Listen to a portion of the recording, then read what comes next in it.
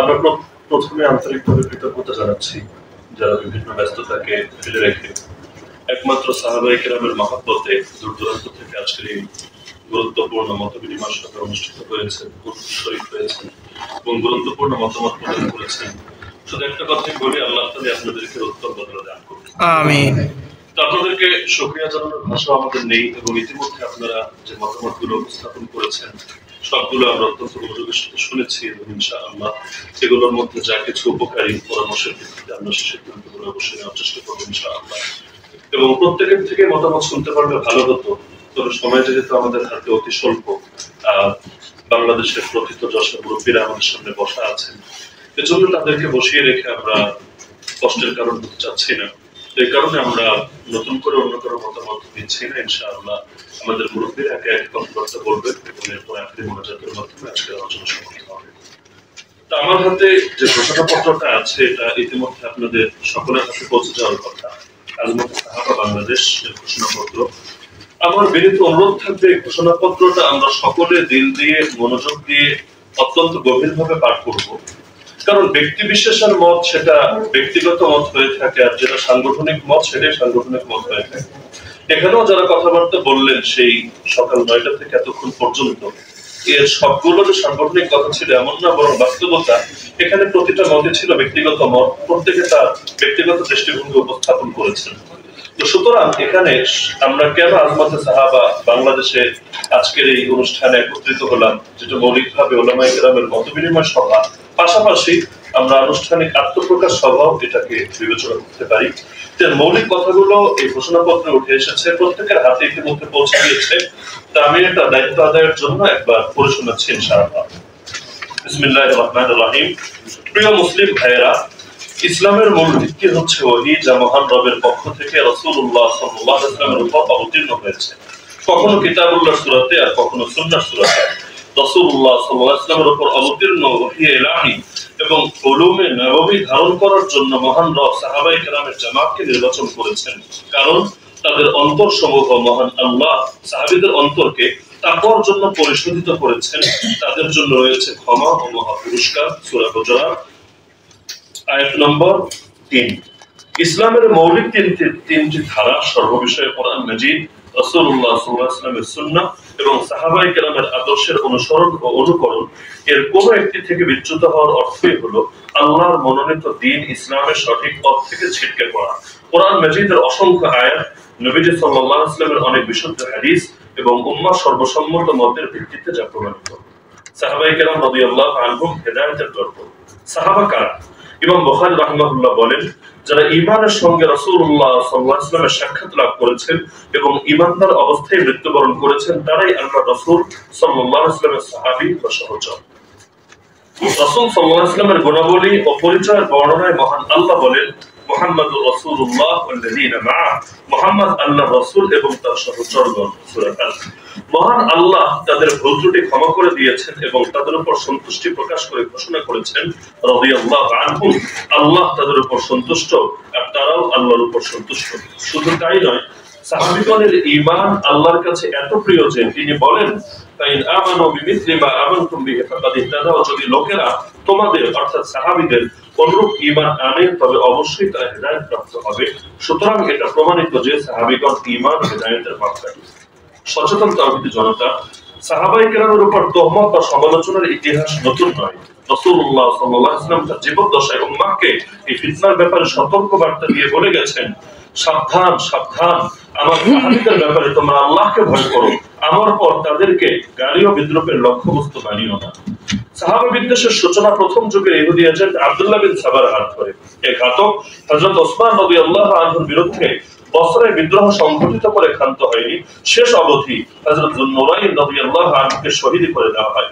হযরত ওমর বিন খাত্তাব রাদিয়াল্লাহু আনহুর ইশারা অনুসারে সেখান থেকে উম্মতের মাঝে ফিতনার এমন এক দুয়ার উন্মোচিত হয় যা কখনো আর বন্ধ হবে না। ইতিহাসবিদদের এ নিয়ে কোনো দ্বিমত নেই যে এই ঘটনা থেকে শিয়ানে আলী এবং শিয়ানে উমাইয়ার উদ্ভব হয়, যাদের একদল হযরত আলী রাদিয়াল্লাহু আনহুকে নিয়ে মাত্রাতিরিক্ত বাড়াবাড়ি করে তাকে আল্লাহর আসনে বসিয়ে দিত, নাউযুবিল্লাহ। আরেক দল হযরত আলী রাদিয়াল্লাহু আনহুর ব্যাপারে কুৎসা রটনা করে তাকে জনসাধারণের মধ্যে নিকৃষ্ট ব্যক্তি বলে প্রচার করত। স্বয়ং আলী রাদিয়াল্লাহু আনহু বলতেন, বাড়াবাড়ি ও ছাড়াছাড়ির কারণে তারা উভয় দলে ধ্বংসপ্রাপ্ত হবে। সাহাবীদের সমালোচনা ও গালিগালাজের ক্ষেত্রে শিয়া সম্প্রদায় সবচেয়ে এগিয়ে। শিয়াদের ব্যাপারে গোটা দুনিয়ার মতো আমাদের দেশের সরলমনা মুসলিমরাও ধোঁকা খায়। আহলে সুন্নাহর আলেমগণের ঐকমত্য রয়েছে যে শিয়াদের মধ্যে ভ্রান্ত আকীদা লালনকারী জঘন্য ফিরকার নাম শিয়া ইসনা আশারিয়া বা শিয়া ইমামিয়া নামেও যা পরিচিত। কথিত 12 ইমামে বিশ্বাসী শিয়া গোষ্ঠীর প্রধান তীর্থস্থান হলো বর্তমান ইরান। মুহররম কেন্দ্রিক কারবালার মাজারের কর্মসূচি সার্চ করলে বিষয়টা স্পষ্ট হবে। শিয়াদের প্রভাবে প্রভাবান্বিত আমাদের দেশের কিছু তথাকথিত ইসলামিক স্কলার শিয়া সুন্নির ঈমান কুফরের মতবিরোধকে মাযহাবী ইখতিলাফের পর্যায়ে গণ্য করেন। শুভঙ্করের ফাঁকি দিয়ে তারা মূলত চার মাযহাবের মতো শিয়াদেরকেও মুসলিম সমাজে সহনীয় করে দেখানোর কসরত করেন, যেমনি ভাবে কাদিয়ানীরাও নিজেদেরকে একটা মাযহাব দাবি করে থাকে। এসব স্কলার ইরানের শিয়া বিপ্লবকে ইসলামী বিপ্লবের আদর্শিক মডেল মনে করেন। নাউযুবিল্লাহ। আমরা বলতে চাই, সাহাবায়ে কেরাম রাদিয়াল্লাহু আনহুম নবীগণ আলাইহিস সালামের মতো মাসুম তথা নিষ্পাপ নন, তবে তারা মাগফুর অর্থাৎ মহান আল্লাহর ক্ষমাপ্রাপ্ত দল। তারাই আত-তাইফাতুল মানসুরা এবং আল-ফিরকাতুন নাজিয়া অর্থাৎ সাহায্য এবং মুক্তিপ্রাপ্ত দল। তারা সত্য ও ন্যায়ের মাপকাঠি। তারা সাবিকুন তথা অগ্রবর্তী, সাদিকুন তথা সত্যবাদী, রাশিদুন তথা সুপথপ্রাপ্ত এবং মুকাররাবুন তথা নৈকট্যপ্রাপ্ত। তাদের সুসংবাদ পূর্ববর্তী আসমানি কিতাবসমূহে লিপিবদ্ধ ছিল। তাদেরকে ভালোবাসার মানে রাসূলুল্লাহ সাল্লাল্লাহু আলাইহি ওয়াসাল্লামকে ভালোবাসা এবং তাদের প্রতি শত্রুতা বিদ্বেষ রাখা মানে রাসূলুল্লাহ সাল্লাল্লাহু আলাইহি ওয়াসাল্লামের সঙ্গে শত্রুতা বিদ্বেষ রাখা। তারাই উম্মাহ সর্বোত্তম যুগের সোনালী মানুষ, যারা হিদায়াতের আকাশে ধ্রুবতারার মতো জ্বলজ্বল করে জ্বলবে, যাদের দেখে পথহারা পথিক চিরকাল গন্তব্যের সন্ধান পাবে। তার চেয়ে হতভাগা কে হতে পারে যে রবের সন্তুষ্টি প্রাপ্ত বরকতময় জামাতের ব্যাপারে কটূক্তি করে এবং মানুষকে তাদের ব্যাপারে বিভ্রান্তিকর বার্তা প্রদান করে। মূলত বাতিল শক্তি আল্লাহর দ্বীনকে দুর্বল করার হীন মানুষে যুগে যুগে আজমতে সাহাবাকে কলুষিত করে আসছে। বিভিন্ন মুখরোচক কথাবার্তার মাধ্যমে তারা সাহাবা বিদ্বেষের বিষবাষ্প ছড়ানোর চেষ্টা করছে। সাহাবায়ে কেরাম যেহেতু কোরআন সুন্নাহর ধারক বাহক, তাদের বিতর্কিত করতে পারলে গোটা দ্বীনের ব্যাপারেই মানুষ সন্দেহগ্রস্ত হয়ে যাবে এবং এর দ্বারা তারা মুসলিম জনসাধারণকে দ্বীন থেকে দূরে সরাতে পারবে, এমনটাই তাদের ধারণা ও ষড়যন্ত্রের আসল উদ্দেশ্য, যদিও তারা কখনোই সফল হবে না ইনশাআল্লাহ। প্রিয় সাহাবাপ্রেমী জনতা, শয়তানি চক্রের এসব কর্মের দাঁত ভাঙা জবাব দেয়া, সাধারণ মানুষদের ঈমান আকীদা হেফাজত করা, বিশ্লেষণ ও গবেষণা ভিত্তিক প্রচার প্রচারণা ও ভুলধাম লেখনের মাধ্যমে মানুষকে সাহাবা বিদ্বেষের ফিতনা থেকে রক্ষা করা বর্তমানে একান্ত জরুরি।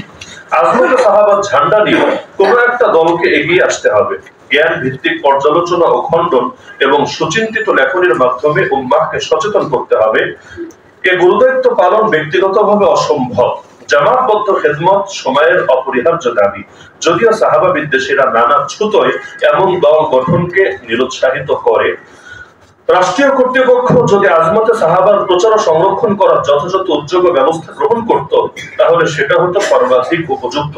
কিন্তু মুসলিম উম্মাহ শত বছরের খেলাফতহীনতা সেই সম্ভাবনাকে বিলীন করে দিয়েছে। উম্মাহ এখন সত্যিকার অর্থে কেন্দ্রীয় অভিভাবক শূন্য হয়ে আছে।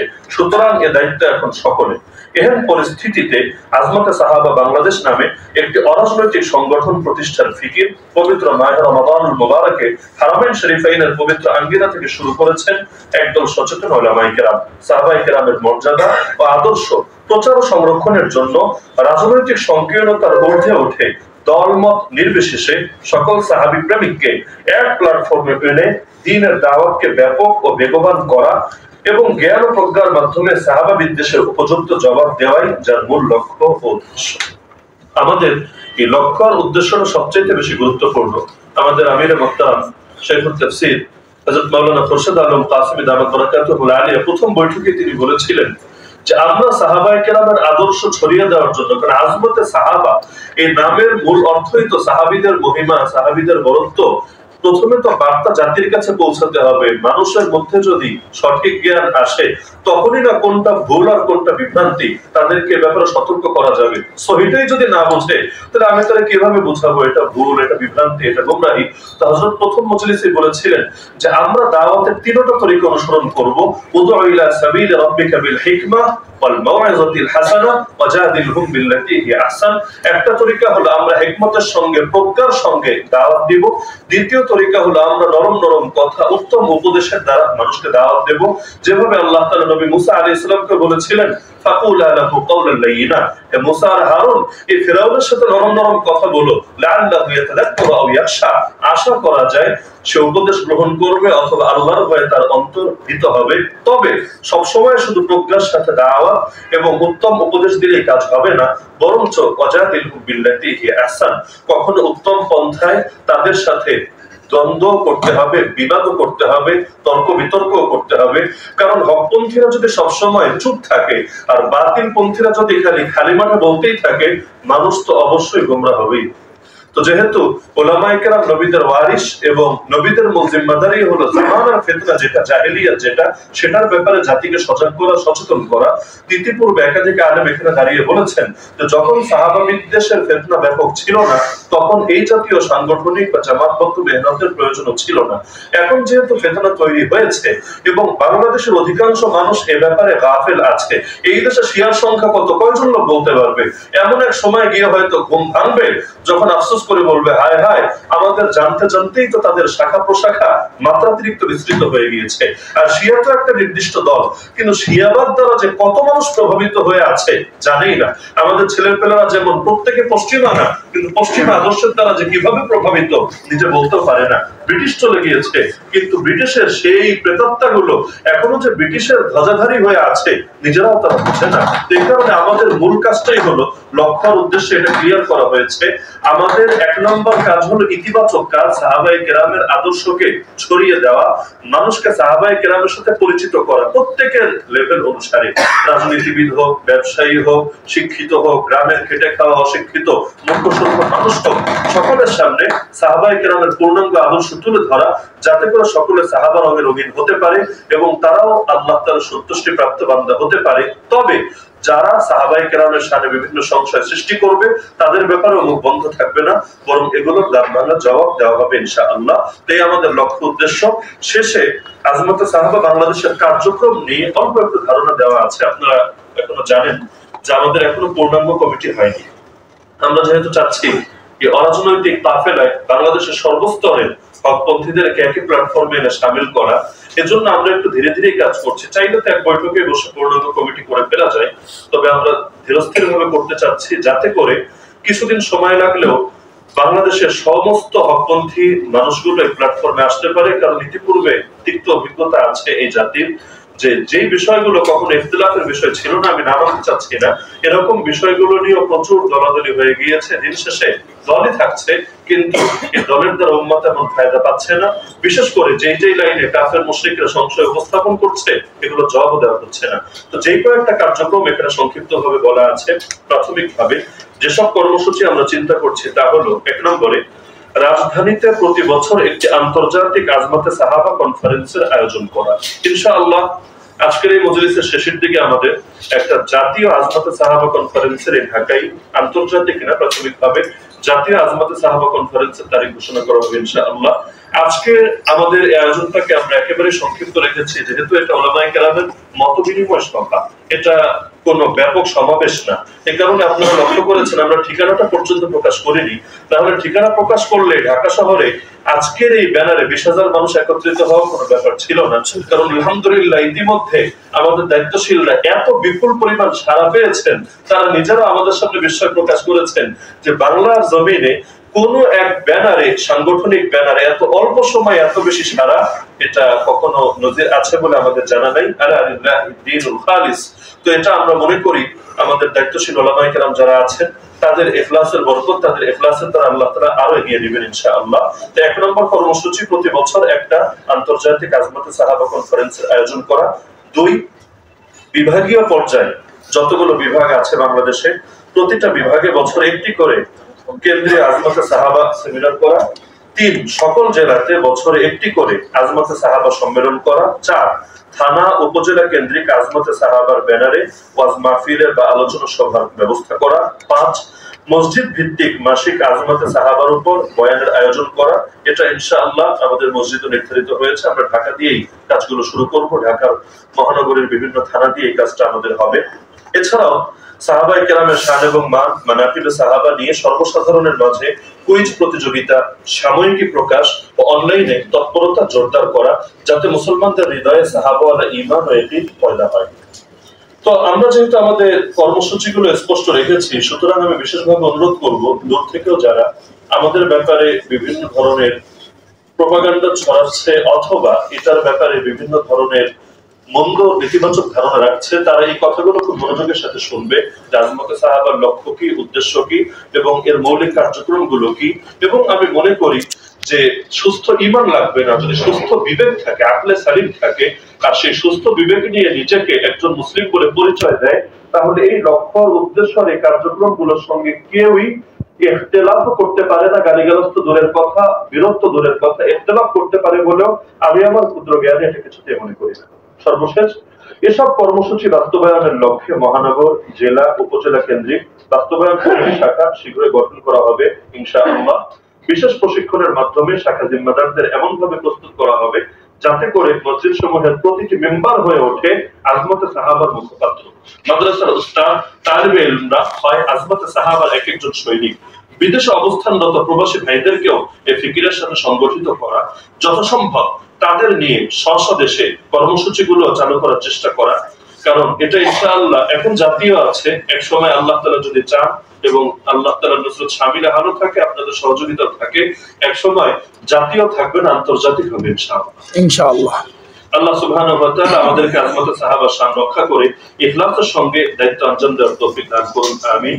তো এখন আমি এখনো পর্যন্ত আমাদের ক্ষুদ্র যে কমিটি গঠন করা হয়েছে, আমরা দায়িত্বশীলদের নামগুলো শুধু ঘোষণা করছি, সকলে যাতে পরিচিতি লাভ করতে পারে।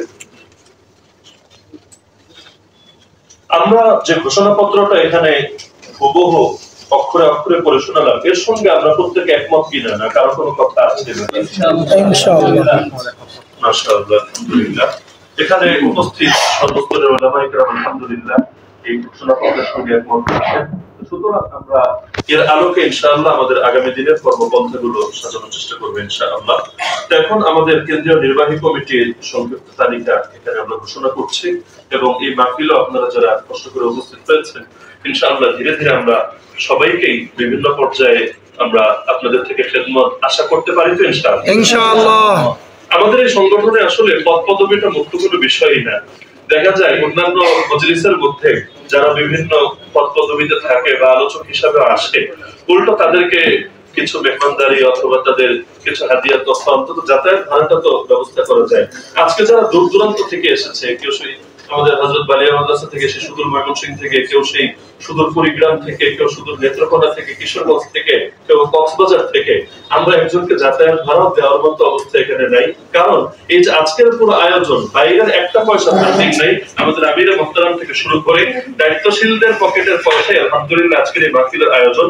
আর এটা আমরা কোনো গর্ব করার জন্য, অহংকার করার জন্য বলছি না, বরং আল্লাহ তাআলার দ্বীনের জন্য, সাহাবায়ে কেরামের জন্য। জান আর মালকে যদি বাজি না লাগাতে পারি, কেমন সাহাবা প্রেমিক হলাম? তাহলে শুধু সময় দিলেই তো হবে না, জান আর মাল দিতে সবাই প্রস্তুত আছেন ইনশাআল্লাহ। তো এখানে পদ পদবিটাই মুখ্য বিষয়। আমি প্রত্যেকের থেকে আন্তরিকভাবে আশা রাখবো যে একমাত্র সাহাবায়ে কেরামের মহব্বতে সকলে ইনশাআল্লাহ শামিল থাকবেন।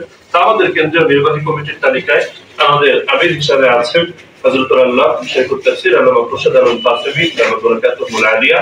নায়েবে আমির হিসাবে যারা রয়েছেন, মুফতি শরাফত হুসাইন দামাত বারাকাতুহুল আলিয়া, হযরত মাওলানা খালেদ সাইফুল্লাহ আইয়ুবী দামাত বারাকাতুহুল আলিয়া।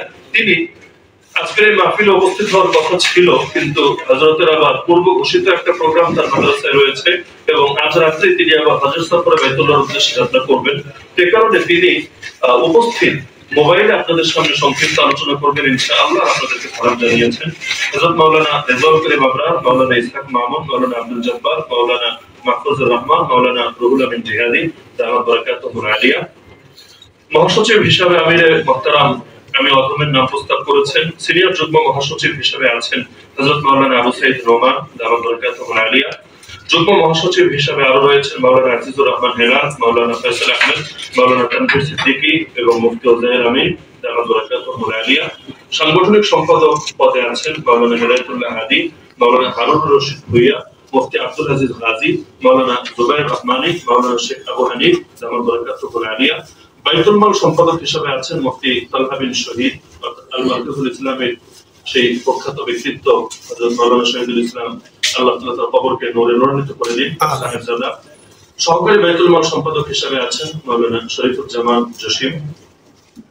দপ্তর সম্পাদক হিসেবে আছেন আমাদের আমিরে মুহতারামের ছেলে হযরত মাওলানা মাহমুদ বিন খুরশিদ কাসেমি রাহমাতুল্লাহ আলিয়া।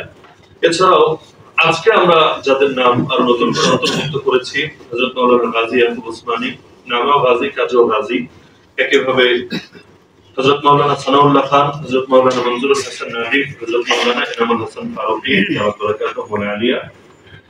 আমাদের উপদেষ্টা পরিষদে বাংলাদেশের প্রখ্যাত উলামায়ে কেরামগণ আছেন এবং ধীরে ধীরে এই উপদেষ্টা পরিষদটা আরো ব্যাপক হবে এবং আমরা চাচ্ছি প্রতিটা বিভাগের বিশেষ করে এবং প্রতিটা জেলারও যে সিনিয়র আলেমরা আছেন যাদের নেতৃত্বে সকলে ঐক্যবদ্ধ হয়, যাদের মতের উপর সকলে আস্থা রাখে, ধীরে ধীরে সবাইকে সঙ্গে সম্পৃক্ত করা। এখনো যারা আছেন তাদের অনেকে এখানে উপস্থিত রয়েছেন, আর অনেকে বাইরে সফরে থাকার কারণে আজকে উপস্থিত হতে পারেন নাই, যেমন হযরত মাওলানা জুনায়েদ আল হাবিব দামাত বারাকাতুহু আলিয়া, হযরত মাওলানা জামিল আনসারী দামাত বারাকাতুহু আলিয়া। আমরা আশাবাদী জামিয়া রহমানিয়ার প্রধান মুফতি এবং বাংলাদেশের সকলের মুরব্বী হযরত মাওলানা হিফজুর রহমান হাফিজাহুল্লাহ হুজুর ইনশাআল্লাহ কিছুক্ষণের মধ্যেই আল্লাহ তাআলা যদি চান চলে আসবেন ইনশাআল্লাহ। এছাড়াও আমাদের বাংলাদেশের প্রখ্যাত দুইজন ব্যক্তিত্ব মুফতি আমিনী রাহিমাহুল্লাহ, দুইজন জামাতা, তারাও এখানে উপস্থিত আছেন ইনশাআল্লাহ। তারাও এখানে গুরুত্বপূর্ণ আলোচনা করবেন। তো উপদেষ্টা পরিষদটা আমাদের বেশ বিস্তৃত হবে ইনশাআল্লাহ। তো আমরা প্রত্যেকের থেকেই আন্তরিকভাবে দোয়া করতেছি। তো এখন আমাদের মুরব্বীরা একে একে আলোচনা করবেন, আমরা প্রত্যেকে গভীরভাবে বিষয়গুলো বোঝার চেষ্টা করবো ইনশাআল্লাহ এবং শেষ পর্যন্ত থেকে আখেরি মোনাজাত করে যাবো। আল্লাহ সবাইকে